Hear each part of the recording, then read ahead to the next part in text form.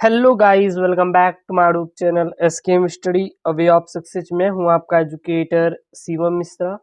आपका स्वागत करते हैं आपके अपने यूट्यूब चैनल एसकेएम स्टडी पर। और यहां पे लेके आए हैं कक्षा 12वीं जीव विज्ञान का बहुत ही महत्वपूर्ण प्रश्न। जी हाँ, अगर आपको 70 में 70 टारगेट की है तो बिल्कुल आप जितने भी आपको वीडियोस दिए जा रहे हैं सभी वीडियोस को आपको अच्छे से पढ़ना है। डिस्क्रिप्शन में लिंक मिल जाएगा इसका, जाके वहां पर आप मेरे वेबसाइट, आपका वेबसाइट है एसकेएम स्टडी क्लासेस, याद रखेंगे skmstudyclasses.com। ये आपकी प्यारे बच्चों वेबसाइट है और वहां पे जाके सर्च करें, गूगल पे पहले खोले, डाले skmstudyclasses.com। वहां पे 70 में 70 दिलाने वाले मॉडल पेपर डाल दिए हैं विथ सोल्यूशन, जाके आप पढ़ लीजिएगा। और 100% गारंटी है कि आप पूरे बोर्ड से द्वारा जारी किए गए मॉडल पेपर हैं और संभावित प्रश्न वहां पे मिलेंगे। क्लास 12 वाले सेक्शन में जाएंगे वहीं पे मिल जाएगा, ठीक है। और फ्री में नोट्स के लिए टेलीग्राम चैनल एसकेएम स्टडी जरूर से जरूर ज्वाइन करें और वीडियो को लाइक करें, शेयर करें। आज का video like target 1000 video like target है, ओके। तो यहाँ पे सबसे पहले हम बात करेंगे बहुविकल्पी प्रश्न, बहुविकल्पी यानी कि ऑब्जेक्टिव प्रश्न। ऐसे प्रश्न जो कि आपके पिछले साल बोर्ड परीक्षा में पूछे गए हैं और इस बार आने की बहुत ही संभावना है, यानी अति संभावित प्रश्न है। केवल उन्हीं को डिस्कशन किया जाएगा।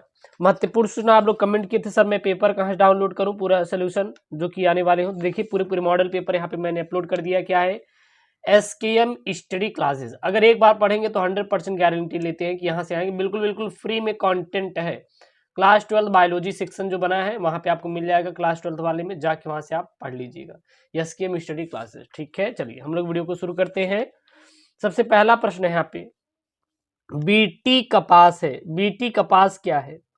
तो जो बीटी कपास होता है यह एक पारजीनी पादप है। बीटी कपास क्या है? बीटी कपास परजीनी पादप का एक नाम है, ठीक है। अगर दे देगा चलिए बताइए कि आप बीटी कपास क्या है, 4 ऑप्शन रहेंगे तो आपको सीधा ऑप्शन एक मानना है, एक परजीनी पादप होता है। अगला है बीटी जीव विष किस जीवाणु द्वारा उत्पत्ति होती है? बीटी जीव विष किस जीवाणु द्वारा उत्पत्ति होती है?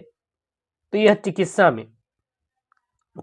में इसका या उत्पादित होता है। किस जीवाणु द्वारा उत्पादित होता है? तो ये चिकित्सा में इसका उपयोग करते हैं, ठीक है।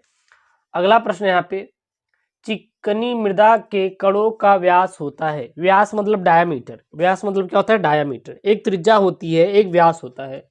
तो व्यास त्रिज्या अलग अलग चीजें हैं, ये चीज याद रखना। चिकनी मिट्टी के कणों का व्यास कितना होता है? तो वो होता है 0.002 mm से कम। चिकनी मृदा के कणों का व्यास कितना होता है? 0.002 mm से कम होता है। किसका होता है? चिकनी मृदा के कणों का व्यास कितना होता है? 0.002 mm से कम होता है। अब इसके बाद आपके अति लघुत्तरीय प्रश्न है, जी हाँ, जो कि बहुत ही संभावना है आपके यूपी बोर्ड पेपर में आने की, इसलिए आप इन सभी प्रश्नों को अच्छे से तैयार कर लेंगे। प्रश्न क्या है? मानव स्वास्थ्य के क्षेत्र में जैव प्रौद्योगिकी की उपयोगिता के 2 उदाहरण दीजिए। मानव स्वास्थ्य के क्षेत्र में जैव प्रौद्योगिकी की उपयोगिता के 2 उदाहरण कौन कौन से हो सकते हैं? तो पहला जो है वो जीनी चिकित्सा में, किसमें होता है? पहला जीनी चिकित्सा में, दूसरा डीएनए फिंगर प्रिंटिंग करने में। तो मानव स्वास्थ्य के क्षेत्र में जैव प्रौद्योगिकी की उपयोगिता के 2 उदाहरण क्या क्या? पहला है जीनी चिकित्सा और दूसरा है डीएनए फिंगर प्रिंटिंग करने में उपयोग किया जाता है। अगला प्रश्न यहाँ पे, बायोपायरेसी क्या है? बायोपायरेसी क्या है? बायोपायरेसी से आप क्या समझते हैं?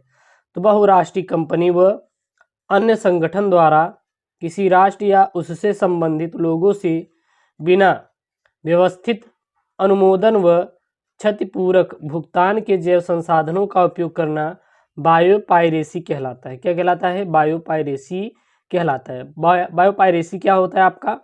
बहुराष्ट्रीय कंपनी व अन्य संगठन द्वारा किसी राष्ट्र या उससे संबंधित लोगों से बिना व्यवस्थित अनुमोदन व क्षतिपूरक भुगतान के जैव संसाधनों का उपयोग ही बायोपायरेसी कहलाता है। क्लियर है? अगला प्रश्न है, मरूदभित पौधे में कांटे किसका रूपांतरण है? तो इसको मैंने पहले बताया था कि जो मरूदभित पौधे होते हैं, जो कांटे होते हैं, यह पत्तियों का रूपांतरण है। मरूदभित पौधों में कांटे प्रायः पत्तियों का रूपांतरण है, किंतु अनेक बार तने इत्यादि का रूपांतरण होते हैं। याद रखना, दे देगा कि मरूदभित पौधों में कांटे किसका रूपांतरण होते हैं, तो सीधा आपको बता देना है मरूदभित पौधों में कांटे प्रायः पत्तियों का रूपांतरण होते हैं लेकिन कभी कभी यह तने इत्यादि का भी रूपांतरण होते हैं या फिर हो सकते हैं। नॉट क्लियर, बट इतना है कि हाँ हो सकता है, जो तने होते हैं इसकी। क्लियर है। अगला यहाँ पे लघुत्तरीय प्रश्न है। प्रश्न क्या है? कीट पीड़कों के प्रबंधन के लिए जैव नियंत्रण विधि के पीछे क्या पारिस्थितिक सिद्धांत है? कीट पीड़कों के प्रबंधन के लिए जैव नियंत्रण विधि के पीछे क्या पारिस्थितिक सिद्धांत है? तो कीट पीड़कों के नियंत्रण की एक जैव नियंत्रक विधि है जिससे कीट पीड़कों का प्रबंध हो सकता है। यहाँ परभक्षी शिकार अर्थात कीट पीड़क को मार कर रखा जाता है और इस प्रकार उनकी संख्या को आवास या पारितंत्र में नियमित करता है। क्या करता है? नियमित करता है। तो ये है आपका। और अगला प्रश्न है, ये तो भैया इंपॉर्टेंट है, इसको तो आप जरूर से जरूर तैयार कर लीजिए। ये बहुत ही इम्पॉर्टेंट, बहुत ही महत्वपूर्ण प्रश्न है, ठीक है ना। और अगर ये आपके पिछले साल पेपर में बना हुआ प्रश्न है, क्या है? परस्परता तथा सहभेजिता में अंतर लिखो। परस्परता तथा सहभेजिता में अंतर लिखने के लिए दे दिया था। तो होता क्या है? परस्परता तथा सहभेजिता में अंतर कैसे लिखेंगे? एक तरफ लिखेंगे परस्परता, दूसरी तरफ लिखेंगे सहभेजिता। तो परस्परता और सहभेजिता। परस्परता, इसमें दो जीव एक साथ रहते हैं, दोनों एक दूसरे से लाभान्वित होते हैं, जैसे लाइकेन। जो परस्परता में क्या होता है? परस्परता में दो जीव एक साथ रहते हैं और दोनों एक दूसरे से लाभान्वित यानी कि लाभ पाते रहते हैं, जैसे कि लाइकेन्स। कवक, जो कवक होता है, ठीक है ना, कवक और जो शैवाल होते हैं लाइकेन का निर्माण करते हैं। के कवक और शैवाल मटर कुल के पौधों में पाए जाते हैं, पाए जाने वाले राइजोबियम जीवाणु आदि। अगला है सहभेजिता। इसमें दो जीव एक साथ रहते हैं, इनमें एक लाभान्वित होता है और दूसरे को हानि नहीं होता, जैसे अधिपादप। अभी आपको इसको अच्छे समझा देते हैं। ऑर्किड अन्य पौधे पर उगते हैं लेकिन उनसे भोजन आदि ग्रहण नहीं करते। चूसक मछली सार्क द्वारा छोड़े गए भोजन ग्रहण करती है। अब बात समझिएगा, परस्परता और सहभेजिता में अंतर क्या होता है? इसमें भी दो जीव एक साथ रहते हैं, इसमें भी दो जीव एक साथ रहते हैं। परस्परता में दोनों जीव एक दूसरे से लाभान्वित होते रहते, जैसे लाइकेन। लेकिन सहभेजिता में कोई एक को ही लाभ होगा लेकिन दूसरे को हानि नहीं होगा। बात समझना, किसी एक को ही लाभ होगा लेकिन दूसरों को हानि नहीं होता, जैसे अधिपादप।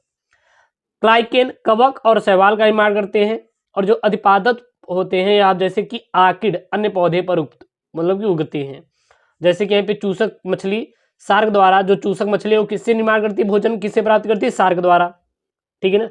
तो यहाँ पे क्या हो रहा है? यहाँ पे दोनों जीवों को लाभ पहुंच रहा है। यहाँ पे केवल एक सार्क मछली छोड़ी तो चूसक मछली खाई, क्या सार्क मछली को कोई लाभ हुआ? बिल्कुल भी नहीं हुआ।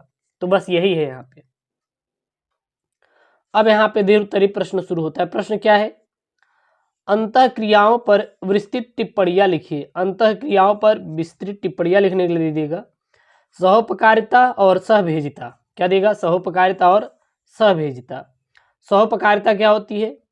दो जाति के जीवों का साथ रहना जिनमें दोनों का लाभ पहुंचता है किंतु प्राकृतिक दशाओं में अलग अलग नहीं रह सकते, सहोपकारिता कहलाता है। सहोपकारिता क्या होता है यार ना? दो जाति के जीवों का साथ रहना जिनमें दोनों का लाभ पहुंचता है किंतु प्राकृतिक दशाओं में अलग अलग नहीं रह सकते, सहोपकारिता कहलाता है। इस प्रकार की प्रक्रिया पादप पादप किंतु पादप पादप और जंतु जंतु तथा जंतु व पादप के मध्य पाई जाती है। सहोपकारिता में प्रायः कार्य की निर्भरता होती है और यह अविकल्पी या सहजीवी या असहजीवी हो सकता है। यह कई प्रकार के होते हैं। पहला क्या होता है? अविकल्पी सहोपकारिता। विकल्पी सहोपकारिता विशेष परागण व जनन, दीमक तथा फ्लैजेलेट्स, ठीक है ना। अगला होता है आपका सहभेजिता। सहभेजिता क्या होता है? सहजीवन का दूसरा स्वरूप सहभेजिता है। इसमें लाभ एक ही सहभागी को प्राप्त होता है, यद्यपि हानि किसी को नहीं होती। अनेक आर्किड्स, लाइकेन्स इत्यादि होते हैं, या सहभेजिता क्या है, उदाहरण होते हैं। आदि अधिपादपों के रूप में अन्य बड़े वृक्षों की शाखाएं आदि पर उगकर प्रकाश नमी आदि प्राप्त करके इन वृक्षों के सहभोजी ही बनते हैं। मनुष्य की आदि में पाए जाने वाला सहभोजी जीवाणु एस्केरिकिया कोलाई क्या है, यहाँ पे ई कोलाई, ठीक है ना, आदि वृक्षों पर ऊपर तक लिपटी रहती हैं तथा शीर्ष पर पहुंचकर आसानी से प्रकाश आदि प्राप्त करती हैं।